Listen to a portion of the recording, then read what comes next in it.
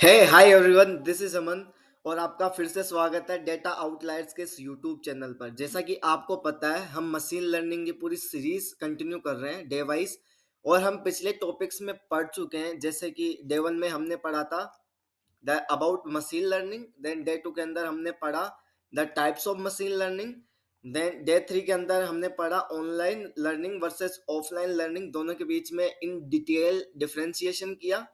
Then day four के अंदर हमने पढ़ा instance based learning and model based learning, और इसको भी हमने डिटेल के अंदर डिस्कस किया था। देन आज है डे फाइव, और हम आज डिस्कस करने वाले हैं चैलेंजेस इन मशीन लर्निंग की मशीन लर्निंग के अंदर हम क्या क्या चैलेंजेस को फेस कर रहे होते हैं ड्यूरिंग जब हम प्रोजेक्ट वगैरह क्रिएट कर रहे होते हैं। तो चलिए वीडियो को शुरू करते हैं।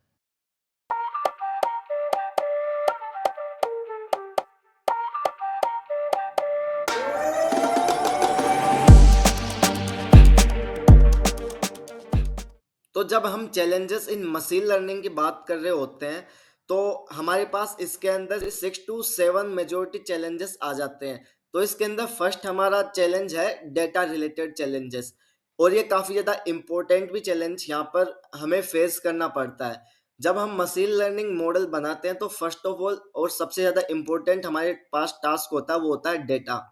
क्योंकि डेटा सबसे ज़्यादा क्रिटिकल होता है फिगर आउट करना। As a data science engineer और एज ए एमएल इंजीनियर, जब हम किसी भी मॉडल के ऊपर काम कर रहे होते हैं, तो सही करेक्ट वे में डेटा को लेकर के आना और उसके ऊपर पूरे मॉडल को ट्रेन करना काफी ज्यादा टिपिकल हो जाता है। और डेटा साइंटिस्ट ऐसा बताते हैं कि मोस्ट ऑफ द टाइम वो डेटा को फिल्टर करने और क्लीन करने के लिए यूज होता है। तो डेटा रिलेटेड चैलेंजेस जब इसके अंदर हम डेटा को गैदर कर रहे होते हैं यूजिंग एपीआईज, तो एपीआई की के अंदर भी काफ़ी ज़्यादा प्रॉब्लम हमें फेस करनी होती है। जब मैं एक मॉडल के ऊपर काम कर रहा था, फेक न्यूज़ डिटेक्टर, तो मुझे काफ़ी सारे न्यूज़ चैनल का डेटा चाहिए था उस टाइम पे, ताकि मैं इनके बीच में डिफरेंशिएट कर सकूं कि कौन सा न्यूज़ रियल है और कौन सा न्यूज़ फेक है। तो जब मैंने एक साथ पूरे न्यूज़ चैनल्स के ऊपर वेब स्क्रैपिंग लगाया, देन उन्होंने मेरी आईडी को सामने से ब्लॉक कर दिया। तो ये अक्सर हमें फेस करना होता है जब हम वेब स्क्रैपिंग का यूज करके और एपीआई कीज का यूज करके डेटा को फेस करते हैं। तो सेकंड हमारे पास आ जाता है वेब स्क्रैपिंग। और थर्ड नंबर पर हमारे पास आ रहा होता है जो पब्लिकली सोर्सेज होते हैं, जैसे कि केगल हो गया, और एक दो और वेबसाइट होते हैं। हम गूगल इंजन्स का यूज करके भी डेटा को फेच कर सकते हैं। तो ये सारे दो तीन वेबसाइट है जो कि हमें डेटा को प्रोवाइड करवाता है। तो आपको ये पॉइंट समझ में आया होगा। देन हम सेकंड पे मूव करते हैं, जो कि है मॉडल रिलेटेड चैलेंजेस। जैसे कि इसके अंदर आ जाता है ओवर फिटिंग, जो कि सबसे ज्यादा हमें फेस करना पड़ता है during making the model in machine learning.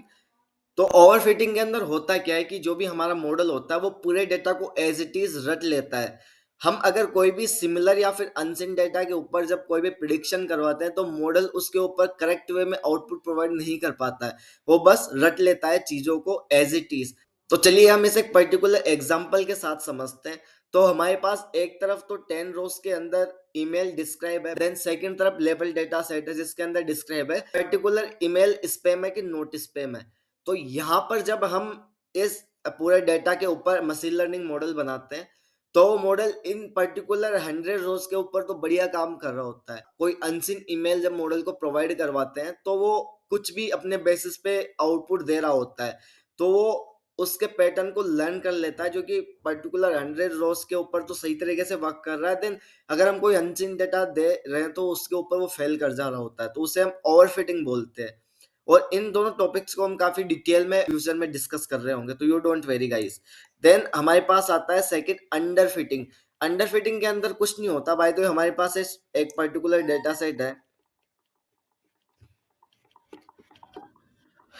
तो ओवरफिटिंग के अंदर तो मॉडल इन सभी पॉइंट्स को कवर करने की कोशिश करता है। बाय द वे मैंने लीनियर रिग्रेशन लगाया, तो सारे पॉइंट को कवर करने की कोशिश करेगा और पैटर्न्स को रटने की कोशिश करता है। पर अंडर फिटिंग के अंदर मॉडल एकदम सिंपल होता है कि ये मेरा पर्टिकुलर मॉडल है, चाहे वो आउटपुट करेक्ट हो या ना हो, इस ये पर्टिकुलरली ओवर फिटिंग के अंदर होता है। थर्ड हमारे पास आ जाता है जनरलाइजेशन चैलेंजेस।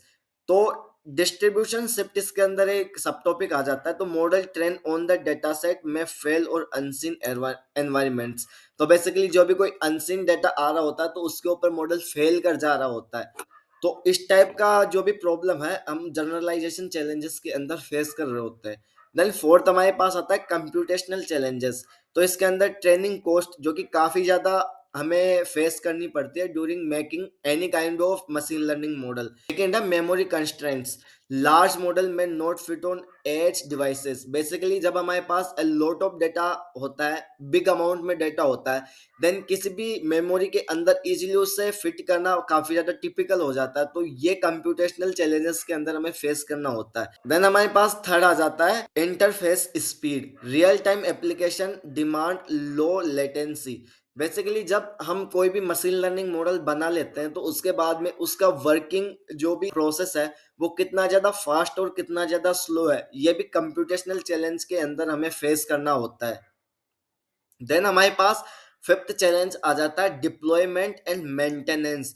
बेसिकली जब हम मॉडल को डिप्लॉय करते हैं तो उसका भी हमें काफी ज्यादा कॉस्ट पे करना होता है कंपनीज को, जैसे कि AWS हो गया, अज्योर हो गया, जो भी इतनी क्लाउड बेस्ड कंपनी है जो कि सर्विस प्रोवाइड करवाती है, वो काफी ज्यादा कॉस्ट हमसे चार्ज करती है ड्यूरिंग प्रोजेक्ट डिप्लॉयमेंट।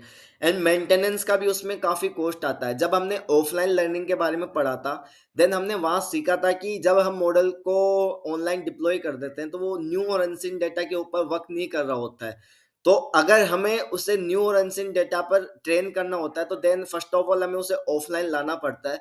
तो उस ऑफलाइन लाने की प्रोसेस के अंदर उसे नए डेटा पर ट्रेन करने के बाद देन हम उसे फिर से डिप्लॉय करते हैं तो उसकी कॉस्ट भी काफी ज्यादा होती है। तो उसी को ही हम डिप्लॉयमेंट एंड मेंटेनेंस कॉस्ट के अंदर ट्रिगर कर रहे होते हैं।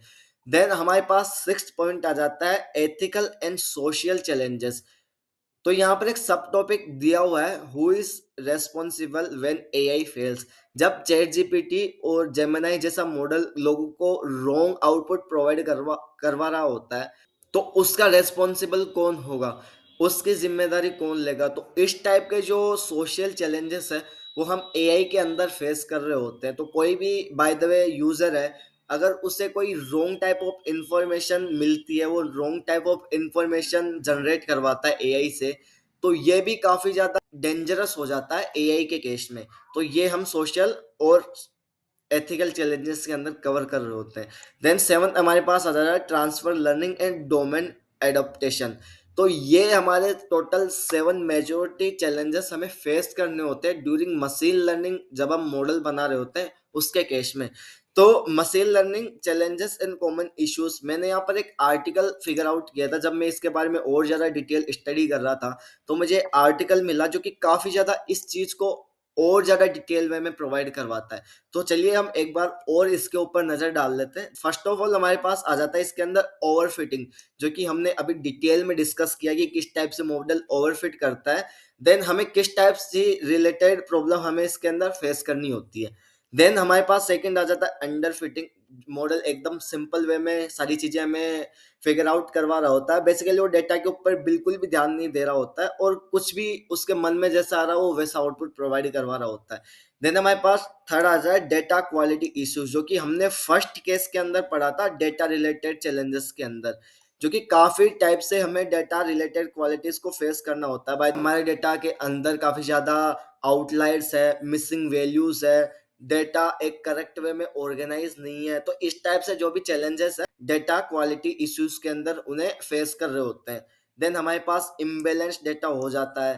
तो जब हम डेटा सेट वगैरह कलेक्ट कर रहे होते हैं तो उसके अंदर इम्बेलेंस डेटा सेट की भी काफी ज्यादा हमें प्रॉब्लम फेस करनी पड़ती है। डेटा बैलेंस नहीं होता, कॉलम जो वहां पर जो फीचर्स होते हैं वो सिमिलर नहीं होते। कोई फीचर कोई और कुछ अपनी कहानी बताता है, देन कोई फीचर कोई और कुछ अपनी कहानी बता रहा होता है। मैं उम्मीद करता हूँ कि आपको ये वीडियो काफ़ी ज़्यादा पसंद आया होगा। और अगर आपको ये वीडियो पसंद आया तो please consider like and subscribe अगर आपने अभी तक नहीं किया है। मोस्ट ऑफ द व्यूज़ मेरी वीडियोस के ऊपर वही है जिन्होंने अभी तक सब्सक्राइब नहीं किया है। तो मैं आपसे रिक्वेस्ट करूंगा प्लीज़ कंसिडर सब्सक्राइब। एंड आप मुझे कमेंट करके बता सकते हैं अगर आप किसी न्यू टॉपिक के ऊपर वीडियो चाहते हैं।